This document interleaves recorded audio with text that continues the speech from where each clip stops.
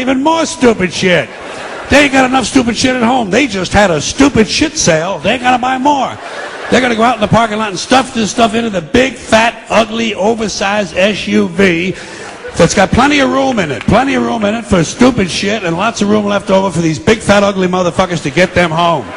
Stopping, of course, for jelly roll and fried dough. These people are efficient, professional, compulsive consumers. It's their civic duty, consumption. It's the new national pastime. Fuck baseball, it's consumption. The only true, lasting American value that's left, buying things. Buying things. People spending money they don't have on things they don't need. Money they don't have on things they don't need. So they can max out their credit cards and spend the rest of their lives paying 18% interest on something that costs $12.50. And they didn't like it when they got it home anyway. Not too bright, folks. Not too fucking bright.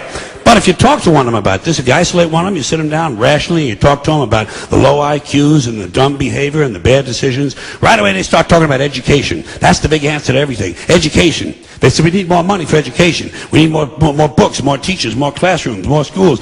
We need more testing for the kids. And you say to them, well, you know, we've tried all of that, and the kids still can't pass the test. They say, oh, don't you worry about that. We're going to lower the passing grades.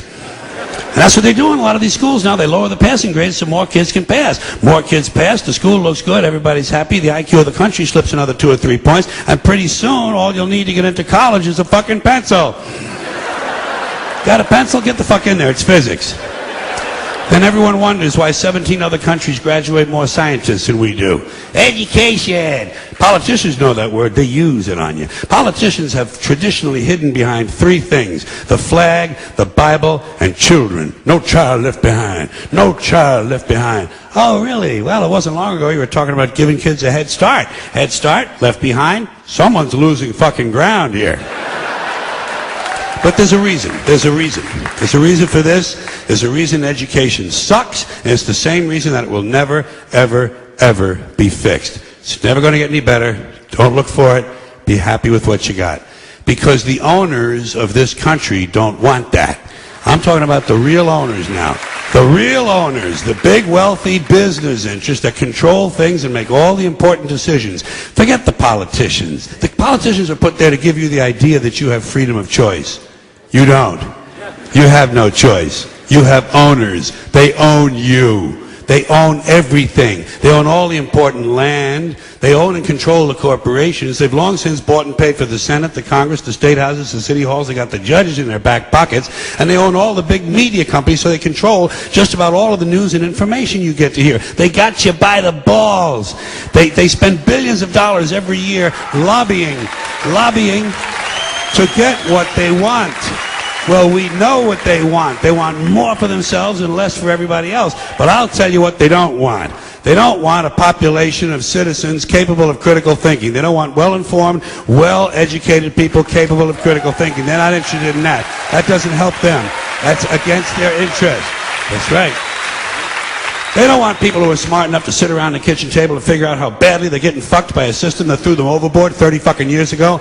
They don't want that. You know what they want? They want obedient workers. Obedient workers. People who are just smart enough to run the machines and do the paperwork, and just dumb enough to passively accept all these increasingly shittier jobs with the lower pay, the longer hours, the reduced benefits, the end of overtime, and the vanishing pension that disappears the minute you go to collect it. And now they're coming for your Social Security money. They want your fucking retirement money. They want it back, so they can give it to their criminal friends on Wall Street. And you know something? They'll get it. They'll get it all from you sooner or later, because they own this fucking place. It's a big club, and you ain't in it.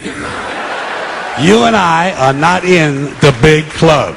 And by the way, it's the same big club they use to beat you over the head with all day long, when they tell you what to believe. All day long, beating you over the head in their media, telling you what to believe, what to think, and what to buy. The table is tilted, folks. The game is rigged. And nobody seems to notice. Nobody seems to care. Good, honest, hard-working people, white collar, blue collar, doesn't matter what color shirt you have on. Good, honest, hard-working people continue. These are people of modest means. Continue to elect these rich cocksuckers who don't give a fuck about them. They don't give a fuck about you. They don't give a fuck about you. They don't care about you at all. At all. At all. Man. You know? And nobody seems to notice, nobody seems to care. That's what the owners count on, the fact that Americans will probably remain willfully ignorant of the big red, white, and blue dick that's being jammed up their assholes every day. Because the owners of this country know the truth. It's called the American dream, because you have to be asleep to believe it. But say what you want about American folks.